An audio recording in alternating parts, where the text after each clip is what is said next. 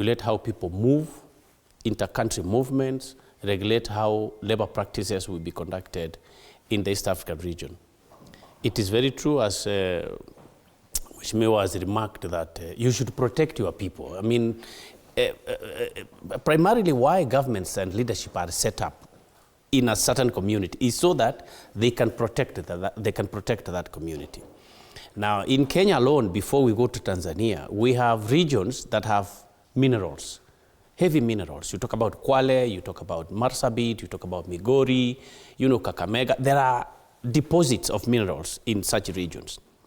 The law recognizes that you must protect the local people and give them a certain percentage of those minerals. If you allow people from outside those counties to come in and benefit until they deplete even the little that was supposed to benefit the locals, then as a leadership you fail.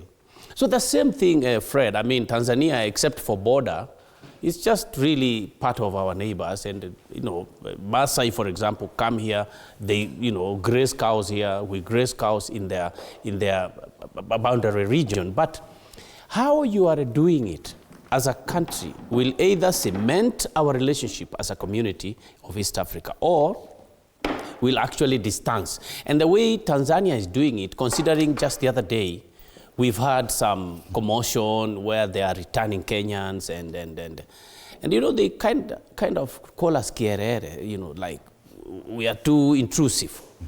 But we are not intrusive to annoy any country. It is who we are. That is how we express ourselves. That's how we move. So if Tanzania goes, and let me tell you, even in Kenya we have MSME, small scale traders, we do not allow that foreign experts come in to make sufurias here in, along Landhies Road and where the Juakali artisans are making their sufurias.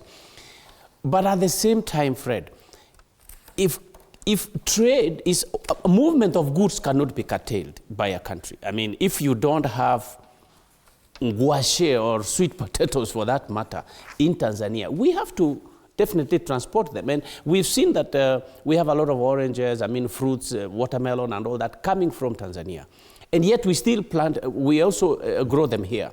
So I think the manner in which East African nations are going to curtail movement of goods and labor must be consulted before any one nation can go ahead to say, now we shall not allow people from Kenya for that matter. It should be, if there is a ban, it should involve all countries, whether Burundi, whether Rwanda, Tanzania, And for the sake of clarity, it's not just affecting Kenya, it's all foreigners from the entire East African region.